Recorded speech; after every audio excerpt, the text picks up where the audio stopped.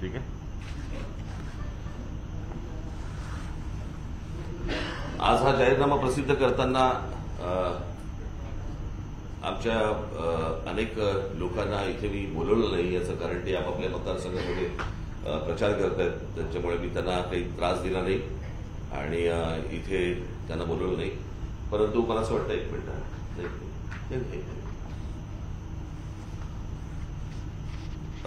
याच्यामध्ये जर समजा आपण जर मी तुमच्या हातात देतोच ते,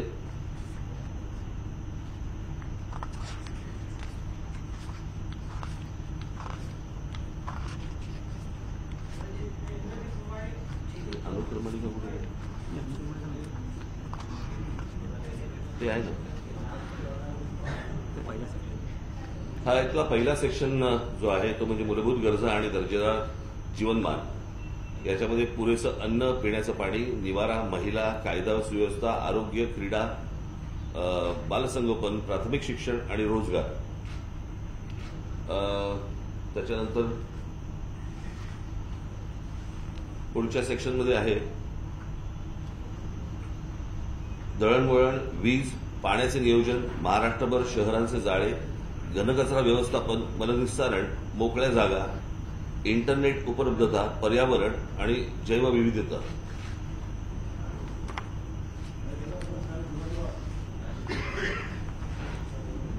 तिसऱ्या सेक्शनमध्ये आहे प्रगतीच्या संधी, राज्याचं औद्योगिक धोरण, राज्याचं व्यापार धोरण, प्रशासन आणि उद्योग नियंत्रण, कृषी, पर्यटन आणि व्यावसायिक शिक्षण. आणि चौथा शेवटचा त्यातला भाग आहे मराठी अस्मिता, मराठी आणि समाज, दैनंदिन वापरात मराठी, प्रशासनात मराठी, डिजिटल जगात मराठी, शिक्षणात मराठी, जागतिक व्यासपीठावर मराठी, मराठी साहित्य प्रसार, गड आणि किल्ले संवर्धन आणि पारंपरिक खेळ. इतक्या विषयांना आम्ही या जाहीरनाम्यामध्ये हात लावलेला आहे आणि त्याच्यावरती कशा प्रकारच्या गोष्टी आपण करू शकतो आणि सोडवू शकतो त्याची बऱ्याच प्रमाणामध्ये इथे आम्ही सोल्युशन्स पण दिलेली आहेत.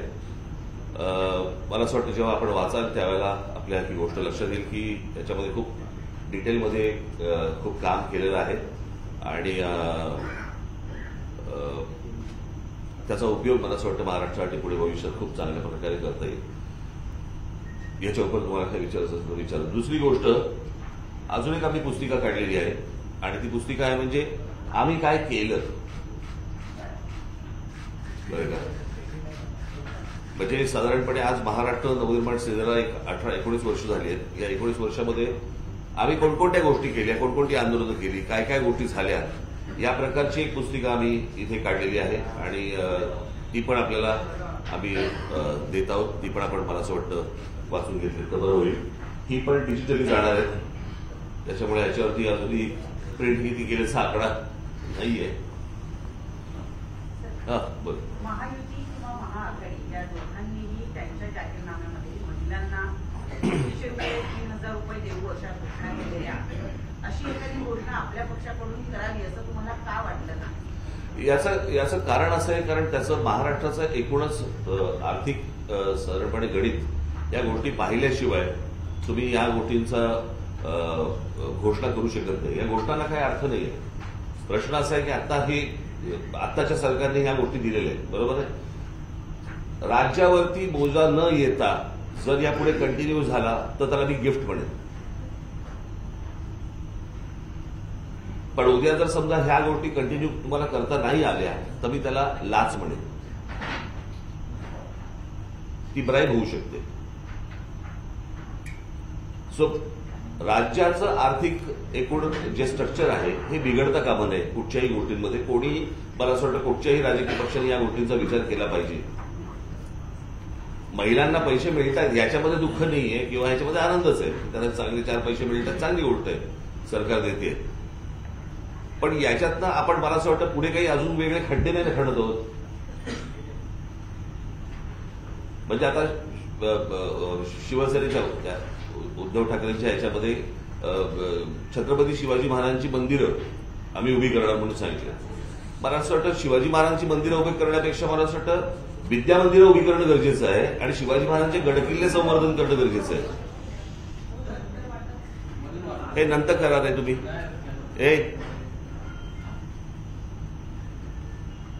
तर मला असं वाटतं काहीतरी गल्लत होतीये. मंदिरं आज मला असं वाटतं चौकामध्ये सगळीकडे पुतळे आहेत आपल्याकडे. तर विद्या मंदिरं जास्ती होणं गरजेचं आहे, ती चांगली होणं गरजेचं आहे, मुलांना चांगलं शिक्षण मिळणं गरजेचं आहे आणि शिवाजी महाराजांचे गडकिल्ले चांगले होणं गरजेचं आहे.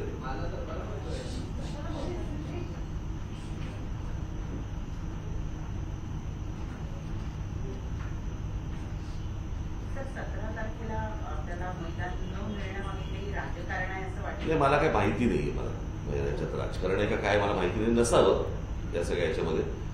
परंतु मिळालं नाही अजूनपर्यंत परवानगी हे तर सत्य आहे आणि त्याच्यामुळे 1.5 दिवसामध्ये या सगळ्या गोष्टी करणं हे जरा थोडंसं आता तरी. आणि मग त्याच्यात काय होतं, जे उमेदवार सगळे कामाला लागलेले आहेत कळलं का, त्यांचाही अख्खा दिवस निघून जातो त्या सगळ्या याच्यामध्ये. म्हणजे त्यांना नियोजन करण्यासाठी जर समजा अगोदर आम्ही काही संधी दिली असती तर भाग वेगळा, की बाबा 1-4 दिवस अगोदर आले त्यांनाही नियोजन करणं सोपं जातं. पण 1.5 दिवसामध्ये मग सगळा त्यांचा पण दिवस जातो आणि दुसऱ्या दिवशी 5 वाजता प्रचार संपतोय. तर मला असं वाटतं की त्यांनाही एक दिवस मिळतं, मलाही फिरायला मिळतं, सगळ्याच गोष्टी आहेत. आणि आता मला असं वाटतं की माझी खूप भाषणं झालेली आहेत, सगळ्या गोष्टी घराघरामध्ये पोहोचलेल्या पण आहेत, सगळे विषय पण पोहोचलेले आहेत, सगळ्यांनी ते पाहिलं पण आहे तुमच्या कृपेने कळलं का. तर त्याच्यामुळे जे सांगायचं ते सांगितलं गेलेलं आहे, पोहोचलेलं आहे. माध्यमातून 2014 मध्ये ब्लूप्रिंट देखील समोर आणण्यात आली होती. विकासाचं मॉडेल म्हणून तुम्ही नाशिकचा देखील मोठा प्रचार करत होता आणि यानंतर तुम्ही उद्विग्नतेतनं एकदा यानंतर तुम्ही एका भाषणात उद्विग्नतेतून म्हटलं होतं की विकास करून जर निवडणुका जिंकल्या जात नाही तर काय केलं पाहिजे ते देखील निवडणुकांसाठी करावं लागेल. आणि अलीकडच्या काळात महाराष्ट्राचं राजकारण ज्या पद्धतीने झालेलं आहे, लोक मतदान ज्या चुकीच्या पद्धतीने करताय असा तुमचा आरोप आहे, तर त्यात जाहीरनाम्याला कितपत महत्व आहे आजच्या निवडणुकांमध्ये असं तुम्हाला वाटतंय? बघा, प्रसिद्ध नसता केलं तर तुम्हीच ठोकलं असतं परत कळलं का. त्याच्यामुळे या सगळ्या गोष्टी दिलेल्या आहेत. माझ्या मनातनं महाराष्ट्राच्या विकास ही काही गोष्ट जात नाही, ती जाणार पण नाही. उद्विग्न होऊन मी काही गोष्टी 4 गोष्टी बोलणं हा एक वेगळा विषय आहे, पण महाराष्ट्राबद्दलची आस्था प्रेम ही काही जाऊ शकत नाही ना. त्याच्यामुळे सतत मी त्याच्यामध्ये काय काय गोष्टी घडू शकतात, करू शकतो हे मांडणं माझं काम आहे आणि त्याप्रमाणे हा जाहीरनामा समोर ठेवलेला आहे. हा जाहीरनामा प्रसिद्ध करताय, पण लागू कसा केला जाईल? कारण हा जाहीरनामा प्रसिद्ध केला आहे, तो लागू कसा होईल? कारण बहुमतासाठी जितके उमेदवार हवे असतात तितके उमेद सुद्धा झालेले नाहीये.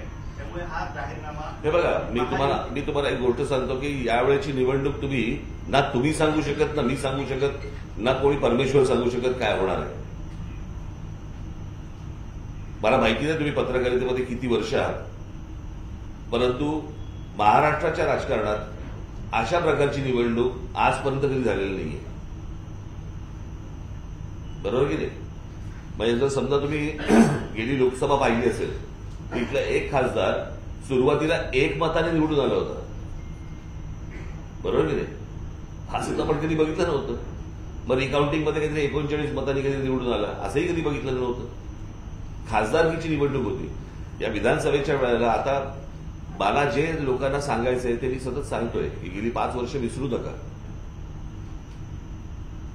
तुम्ही उन्हातानामध्ये उभे राहून जे मतदान केलेलं आहे ते मत सध्या तुमचं कुठे आहे हे एकदा चेक करा. कारण तुम्ही मतदान करायचं या पक्षाला आणि त्या माणसाने उठून दुसऱ्या पक्षाबरोबर जो पक्ष तुम्हाला आवडत नाही, बरोबर आहे, तिथे तुम्ही मतदान करणार नाही म्हणून ह्यांना मतदान केलं आणि तो पक्ष किंवा तो माणूस उद्या उठून दुसऱ्या त्या पक्षामध्ये गेला तर तुमच्या मताची काय किंमत राहिली? त्याच्यामुळे मला असं वाटतं की या गोष्टींचा विचार जनतेने 20 तारखेला नीट करावा असं फक्त माझं म्हणणं आहे. तुमचं एक मिनिट थांबा, मी कुठेही जात नाहीये, 2 मिनिट थांबा. तुमचं म्हणणं काय होतं की इम्प्लिमेंट कसं करणार, तर त्याच्यामुळे निकाल काय लागतील ना हे कोणाला माहिती नाही. त्यांचा प्रश्न असा आहे की तुम्ही तेवढे उमेदवार पण उभे केलेले नाहीये, मग जर तुम्ही आज जाहीरनामा प्रसिद्ध करताय तर हा तुम्ही लागू कसं करणार? म्हणूनच मी तुम्हाला सांगतो रिझल्ट काय लागतील हे तुम्हालाही माहिती नाही, मलाही माहिती नाही, कोणालाच माहिती नाहीये.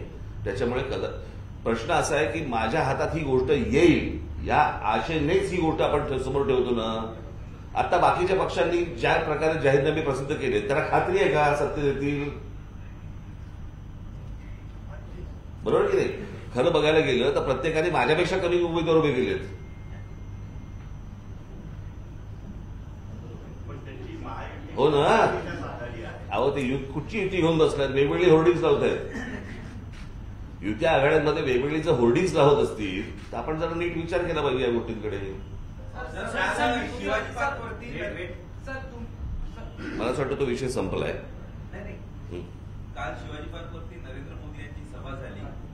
महायुतीच्या सभेला जी गर्दी होती ती रोडावल्याचं चित्र बघायला मिळालं आणि सभेचा वेळ देखील त्यांना काहीसा पोस्टपोन करावा लागला. हे चित्र निवडणुकीच्या तोंडावर काय दर्शवतं? भाजपची लोक भेटतील तर जरा विचार. तुम्ही सविस्तर महाराष्ट्राचं प्लॅनिंग यात मांडलेलं आहे. त्यात मग विकासाचे मुद्दे असतील, डेव्हलपमेंटचे मुद्दे असतील, पण महाराष्ट्र नवनिर्माण सेना आजपर्यंत एकंदरीत हिंदू अस्मिता आणि महाराष्ट्राची अस्मिता या सगळ्यांना मुद्दे करत आलेले. वरळी सुद्धा मागची 2 दिवसापूर्वी सभा झाली तेव्हा तुम्ही म्हटलं की माझी सत्ता आली तर 48 तासात भोंगे उतरू. त्याचा उल्लेख ह्या जाहीरनाम्यात आहेत का अशा सत्ता? ह्याला कारण त्याला आचारसंहिता लागते. काय आहे, काही गोष्टी आता आमच्या ज्या जाहिराती आम्ही केल्यात ना त्या सगळ्या निवडणूक आयोगाने रिजेक्ट केल्या. त्यांचं काय डोकं चालतं मला अजूनपर्यंत कळलेलं नाहीये. पण त्यांच्या हे गोष्ट लक्षात येत नाहीये की ह्याला एक सोशल मीडिया नावाची गोष्ट असते. कळलं का? ते अजूनही मला असं वाटतं पूर्वीच्या जगात आहेत ते.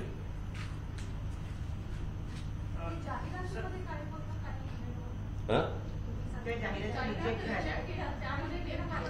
बघायला मिळतील ना तुम्हाला. देवेंद्र फडणवीस यांनी मुलाखत एका वृत्तपत्रात मी नाही उत्तर देणार याच्या.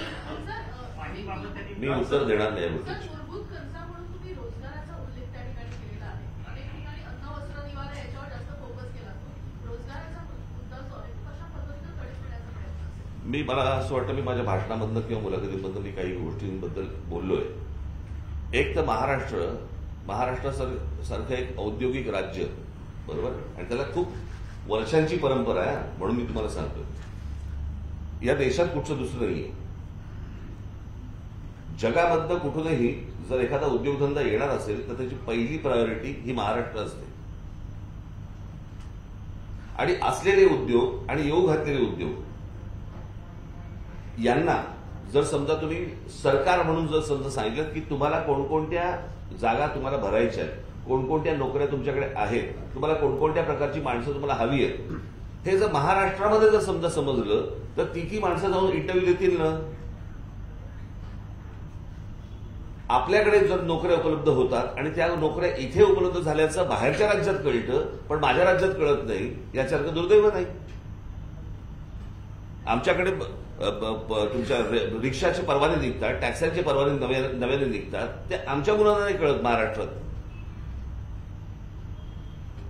मला असं वाटतं की राज्य सरकारची पहिली गोष्ट असली पाहिजे, प्रायोरिटी असली पाहिजे की माझ्या महाराष्ट्रातल्या मुलांना पहिल्या मुलींना कळलं पाहिजे की इथे नोकऱ्या उपलब्ध आहेत. अनेक शिकलेले सवरलेले अनेक लोक महाराष्ट्रामध्ये अनेक मुली आहेत की जे नोकरीच्या शोधात आहेत पण त्यांना माहिती नाही कुठे नोकऱ्या आहेत. आणि जर नोकऱ्या उपलब्ध होत आहेत महाराष्ट्रामध्ये तर त्यांच्यापर्यंत ती गोष्ट पोहोचणं गरजेचं आहे. एखाद 2 उद्योगाने काय होत नाही हो. तुम्ही आज आता मध्यंतरी मुख्यमंत्री गेले होते ना, काय ते दावोस का कुठेतरी, बरोबर आहे, 5 लाख कोटीचे उद्योग येणार म्हणून त्यांनी सांगितलं की नाही. मग हे मला प्रश्न विचारण्यापेक्षा ते जेव्हा माणसं जेव्हा समोर येतात ना तेव्हा त्यांना हे प्रश्न विचारा ना. तेव्हा हा काय बोलला आणि तो काय बोलला ह्याच्यात नका वेळ घालू. हे जे मूलभूत प्रश्न आहेत हे मला असं वाटतं तुम्ही त्याला विचारले पाहिजेत की त्या 5 लाख कोटींचं काय झालं, बरोबर की नाही. काय साहेब एक असं आहे की मुंबईतील साधारण 36 विधानसभा मतदारसंघापैकी 16 मतदारसंघामध्ये भाजप लढत आहे आणि त्या ठिकाणी तुम्ही 8 ठिकाणी उमेदवार दिल्यानंतर भाजपशी तुमची छोटी युती आहे. काय काय काय मुंबईतील ज्या 36 लोकसभा विधानसभेचे मतदारसंघ आहेत मी कुठे उभं करायचं माझी मर्जी हो. पण सिलेक्टिव्ह मी माझं मी बघीन तर मी माझ्या लोकांना पक्षामध्ये मी विचारून हा या सगळ्या गोष्टींचा निर्णय घेतो. कळलं का? जे तुमच्या मनात असतं ना ते आमच्या मनात नसतं प्रत्येक वेळेला.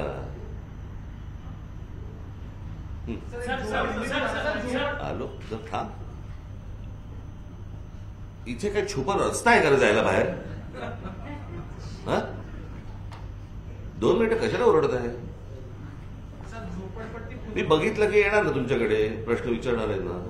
झोपडपट्टी पुनर्वसन योजना सरकारने चालवायला हवी असं एकंदरीत मुद्दा आहे या ह्याच्यात.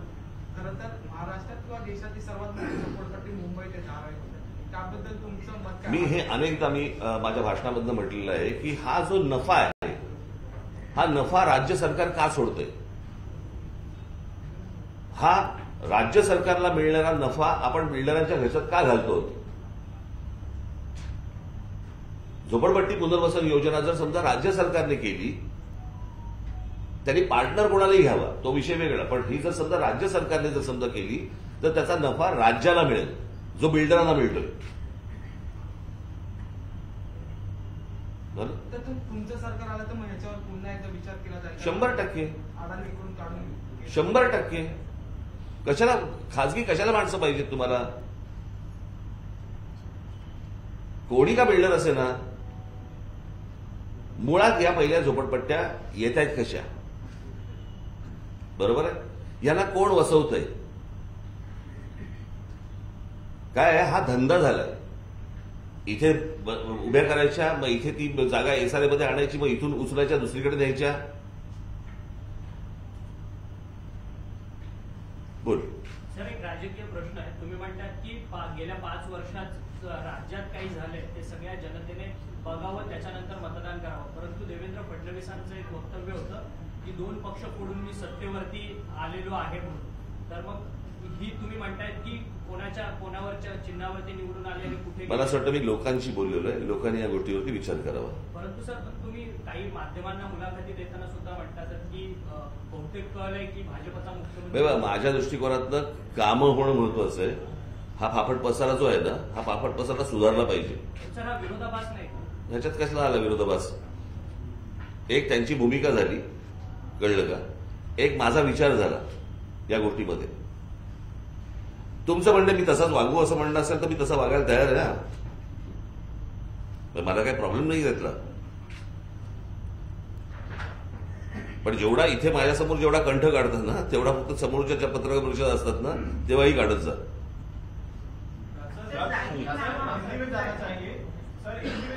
नाही मी मराठीत सांगणार उत्तर. आता आपण झोपडपट्टी 2 मिनिटं थांबतो जरा त्याला.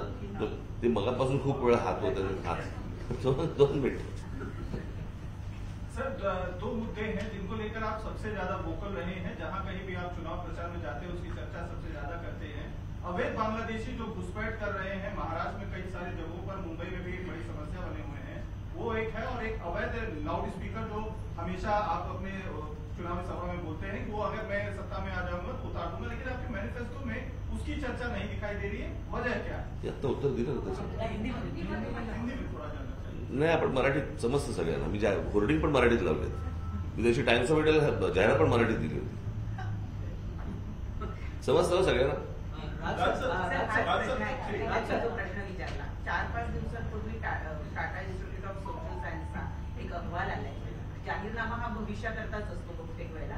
तो ते रोहिंगे किंवा बांगलादेशी मुंबईमध्ये येत आहेत, झोपडपट्ट्यांमध्ये राहत आहेत, त्यांना वसवलं जात आहे. याच्या संदर्भात आपण काही करणार? आता तुम्हाला ह्याचं उत्तर टायपिस्ट आता मी तुम्हाला कंबाईन उत्तर देतो.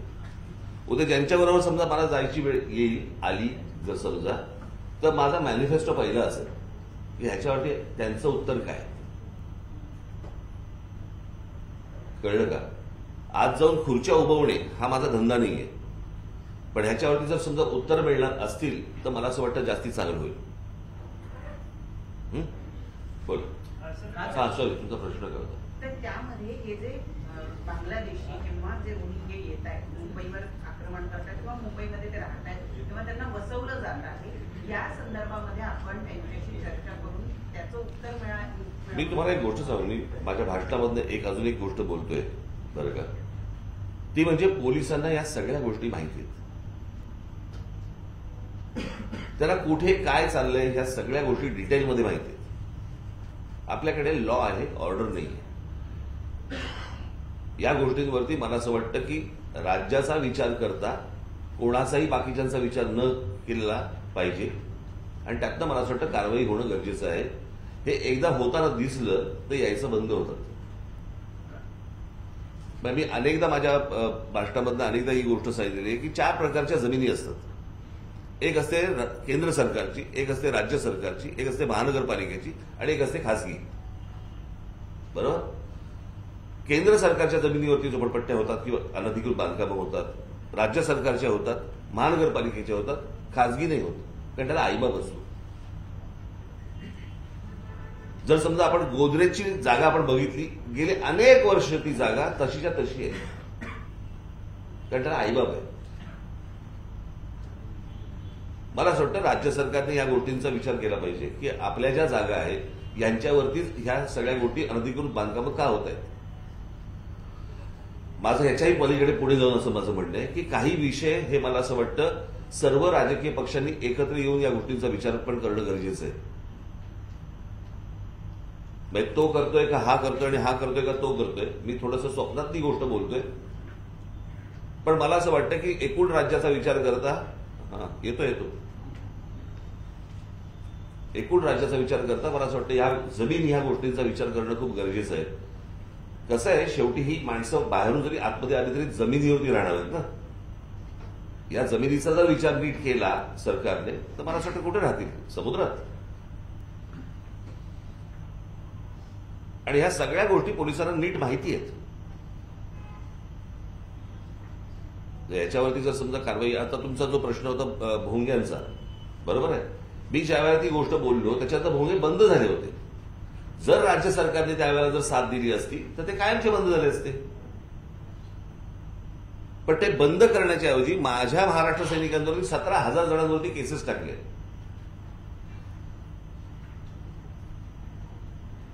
आता ह्या सगळ्या परिस्थितीमधनं परत ते सगळे सुरू झाले. संध्याकाळच्या सकाळपासूनच्या कॉन्सर्ट ज्या सुरू होतात त्यांच्या, त्या आता जोरात सुरू झाल्या. आणि मला अनेक मुसलमान अशी मला माहिती आहेत जे परिचयाचे आहेत की त्यांचं म्हणणं आहे की हे लाऊडस्पीकर बंद झाले पाहिजेत. असं कुठेही धर्मामध्ये दिलेलं नाहीये लाऊडस्पीकर वाजवायचे. म्हणजे आज जर समजा आपण बघितलं, ज्यावेळेला मी ज्यावेळेला ह्याच्या विरोधात आवाज ज्यावेळेला उठवला त्याच्यानंतर जेव्हा हे सगळं आंदोलन सुरू झालं, युपीमध्ये बंद झाले हो. मग महाराष्ट्रात काय बंद होत?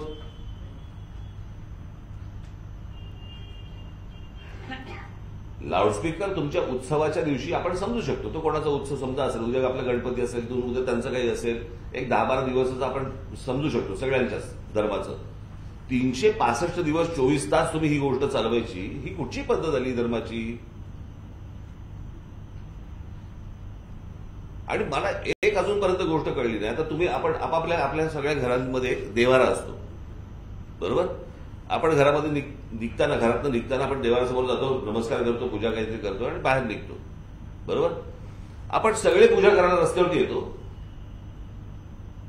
नाही, नमाज पडायला कशाला रस्त्यावरती येतात? घरात पडा तुम्हाला काय प्रार्थना पडायची ती. हे नुसतं नमाज पडणं नाहीये, ह्याच्या मागून ताकद दाखवणं पण आहे. सो मला असं वाटतं की राज्य सरकार म्हणून सरकार आहे ते, तुम्ही या गोष्टी बंद करू शकता. काही बोला. महत्वाचा विषय वोट जिहादचा मुद्दा तुम्ही बोलालच, पण विचारायचं कशावर?